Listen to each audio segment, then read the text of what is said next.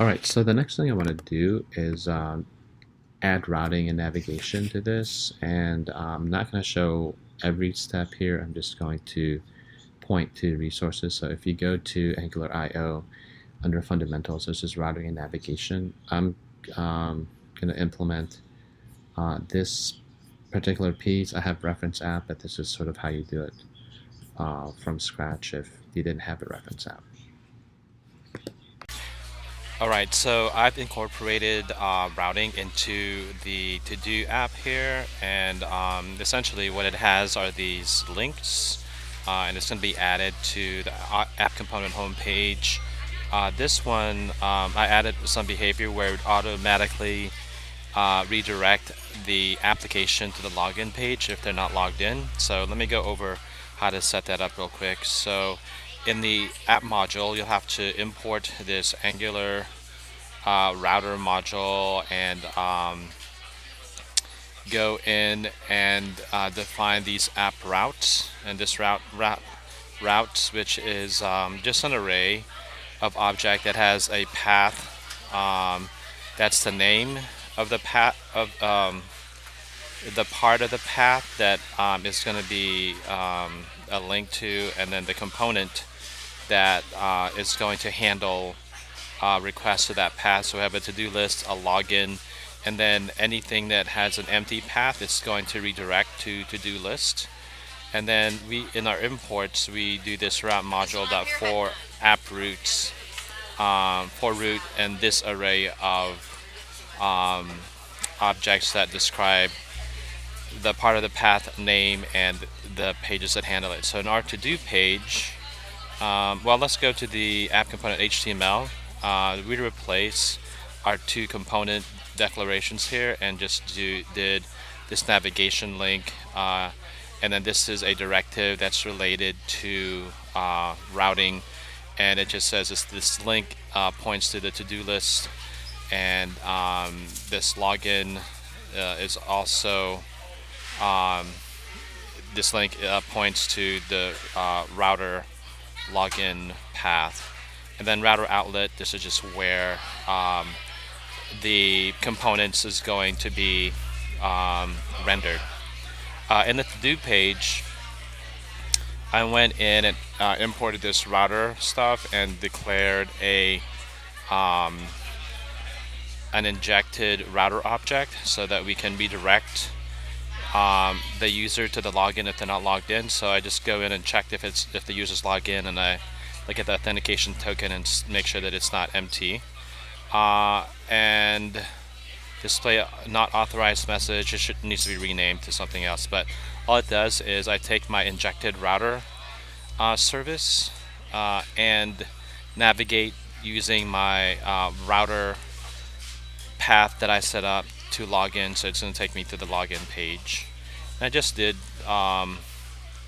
do anything special on this page, but mainly on this page where I redirect the user to the login page. So right now, if I go in and do Apollo 123 log in, I'm logging in, and now I'm logged in. I go to the home page and it's going to refresh. This just says that I'm logged in or not. That was just debugging. If it refresh, it comes back pretty quickly. So I think what's cool about the Lambda stuff is it scales. So I don't really have to worry that much about how many requests are coming in. I think it should scale as needed. Alright, so the next thing that I want to do is incorporate Bootstrap into the To-Do app, so making it look a little bit prettier than what it does now. Alright, so I found some resource on the web. Just go to this URL, medium blah blah blah blah, and adding Bootstrap via npm, you just execute this npm install bootstrap at 3 jQuery-save, and that's going to import Bootstrap files and also import the jQuery dependencies there. And then after you do that, you can go into this Angular CLI JSON and add the styles that are necessary, that incorporates or pulls in the Bootstrap style sheets that helps define the grid system and the various classes for different HTML elements. And then it also uses jQuery and Bootstrap as JavaScripts there as well.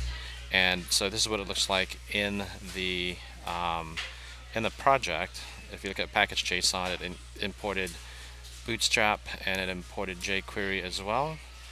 And then if you look at the Angular client configuration, you just go to this apps property in this configuration file and look at the styles and add this line here. And go to the scripts as well and add these jQuery and Bootstrap JavaScript files. And then let's take a look at the login page.html. I just quickly use this class the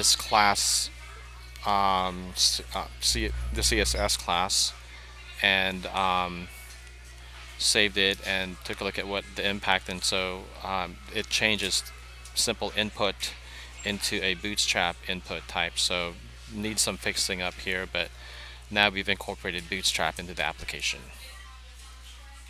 Alright, so I did some improvement. I incorporated the Bootstrap CSS stuff, and you can see that my login page is much better. I have these navigations, which is more, it's tab-ish, and really I'm not setting what's active, what's not active, so it doesn't work exactly how I want to, but I do have a little indication, or make the nav bar a little bit better.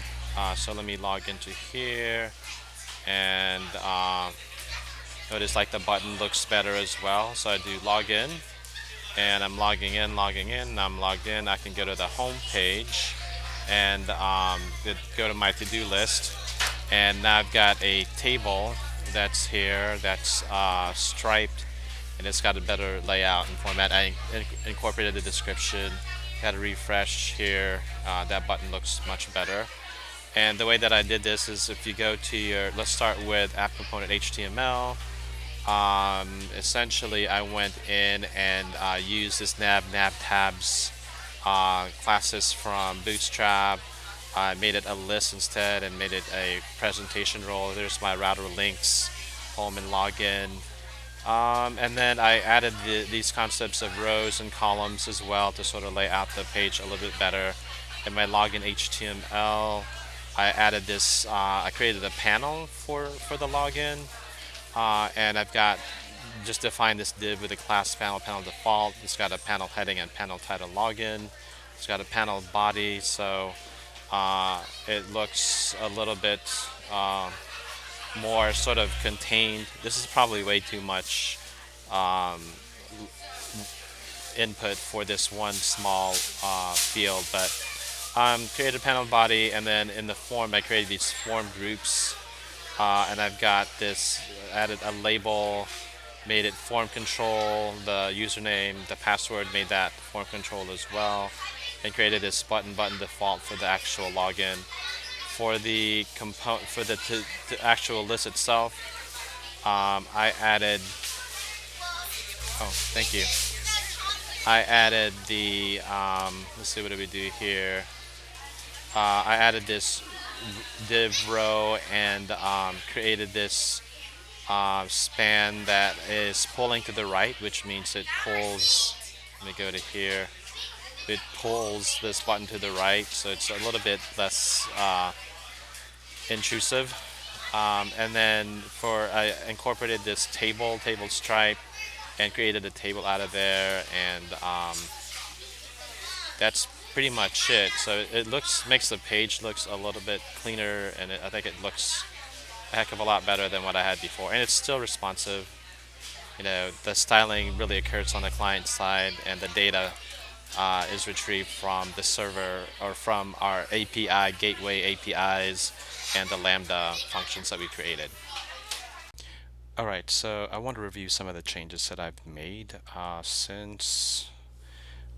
So I went ahead and moved a lot of the GUI elements, components, into its own folder called components. So we have a login page, to-do page, and then I added this services folder to house the login service, and I also added a to-do service. So some of the things that I did for the login service is I went in and implemented a login within the service itself. So it's actually making the HTTP post call, and this is just returning a promise.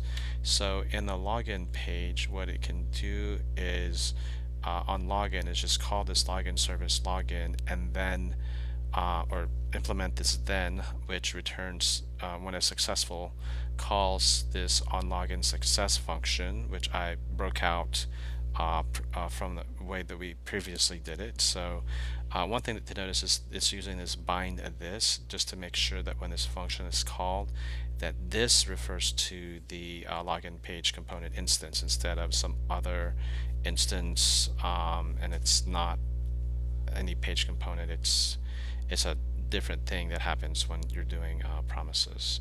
And then broke out the on login error as well. So now the only thing this is doing is once the login has been returned, it saves the authentication token, and now we're using a get set function to do the authentication token to access and to set it and get it, just because what we want to do is save the authentication token to local storage so that it persists between sessions. And then when you get the authentication token, we also use local storage, which is the browser's storage mechanism. But it doesn't send that necessarily as a cookie, which gets sent every time we go to any part of the website. So that's a couple of changes there. And then the to-do service does something similar. We moved the HTTP call to get items method, which returns a promise. And that sort of makes it a little bit cleaner on the to-do page components as well. Again, we just call the to-do service, which we imported here, and added this, injected the to-do service into the component, and it does the same thing on item success. It parses the body items and returns or sets the items property of this component to the JSON parsed body of the response or the result. What we want to do is ultimately not have this logic on the GUI. It should be on the client or on the service itself. So we'll probably convert that into observable collections, which has a map function when things come back. But I'm sure that Promise has something similar when that allows you to sort of modify the data that's received from the service and then returns it as something different from what was received from this server. I've seen that before. I think it's something like resolve or something like that. So when we added the to-do service, we had to go to the app module and go in and register this to-do service, or import the to-do service and register this to-do service in the providers, so that there's really just one instance from the app down. Anytime that a component requests a to-do service via the constructor injection, it's just going to use the same instance all the way down, unless the component also declares in its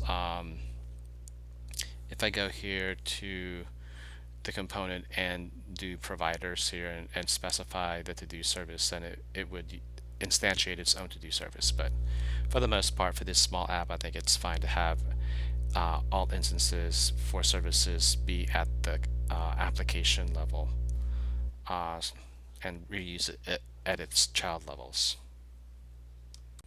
Alright, so I went ahead and implemented the observable stuff. So if you look at the login service, I went in and instead of doing to promise, I did this map.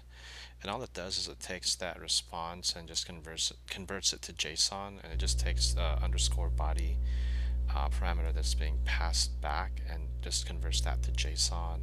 And I had to add this import rxjs operator map module in order to make it work. Otherwise, it doesn't find this map function.